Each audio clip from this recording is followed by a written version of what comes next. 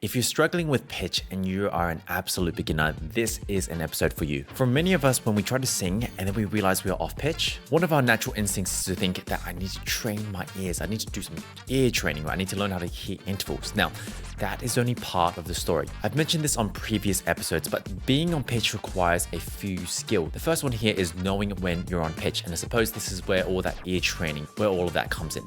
Now, the second part of it though is also knowing how to change pitch well, at a vocal fold level. Do you know how to get them to stretch and change pitch?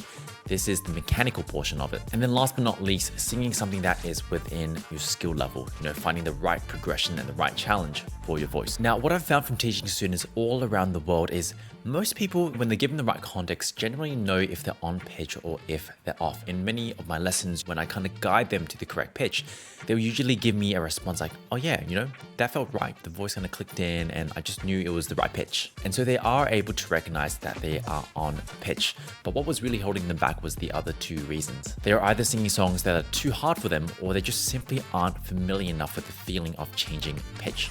And this poses a question: how can you expect to sing on pitch well when you don't really know the feeling of changing pitch? This is what we're going to talk about today. Now, before I talk about the solution, real quick, for those of you who don't know me, my name is Ivan. I'm a voice teacher who works with students from all around the world over Zoom. And really on this channel, my goal is to make learning how to sing as simple and as easy as possible. And make sure to hit that subscribe button just so you can see future episodes. Apart from that, if you're interested in improving your voice faster with less of the headaches, I do offer private lessons and also some self-study programs. Links are down in the description. I'd love to work with you if you're interested in improving with less of the headaches. If you'd like to inspire our next episode, let me know down in the comments below what you want me to talk about next. Okay, so step one here, we want to get you a bit more familiar with that feeling of pitch change. And one way we can do this is by starting with a very simple slide. And you don't have to cover a crazy amount of range. As long as you're moving around generally, that is fine. Something like this.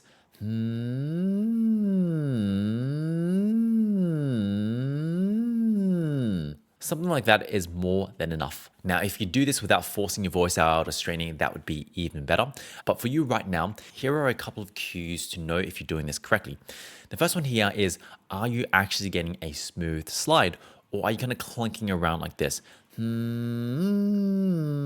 you're kind of just jumping around a tiny bit. See if you can get it to be a bit smoother. Because what that does is it gets you to really refine some of those internal muscles that change pitch. Now, the second thing here is the slower you can get this slide, the better. So if you're currently going,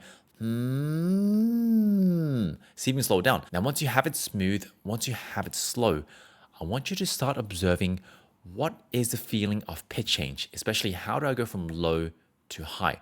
What is that general feeling? Now, for me personally, and you might see me kind of using my hand to kind of guide this, I kind of feel the voice kind of shift up and over. The sound kind of just naturally shifts in terms of where it vibrates, where it resonates. Now, you might not personally experience the same thing, and that is okay. That's why it's more important to focus on getting a smooth, slow slide first, especially without too much strain. And then you go back and you try to observe. And don't worry, it doesn't need to be perfect. Once you have like a general idea, we're ready to move to step number 2, which is let's now try to match pitch. And what we're going to do here is we're just going to start off by matching a single note. Now, for those of you who are a bit more advanced, feel free to find a more challenging exercise. Just extrapolate this idea into something more challenging. For lower voices, we can use this note. This is the F3. For higher voices, you can use this note, the octave above, F4. Now, as you try to match this pitch, you'll probably notice that you won't hit it necessarily on the first go. Otherwise you wouldn't be watching this video. But one thing that we have now is the feeling of changing pitch a bit better. And so for example, if I'm here, and I don't feel like I'm quite on it, or I'm just going to assume that I'm not on pitch, I'm going to try slide around, just kind of similar to what I was doing with that slide before.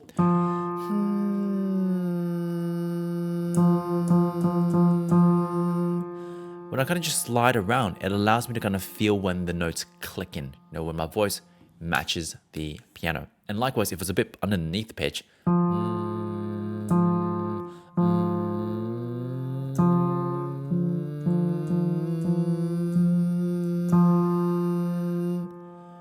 once I know that feeling of changing pitch, I now have the option to just guess around, and I just simply need to slide. Now, what happens over time is when you get better and better at this, you start to coordinate the ear training, the ability to recognize when you're on pitch, with the mechanics on the voice. And sometimes you just notice you get to the pitch straight away.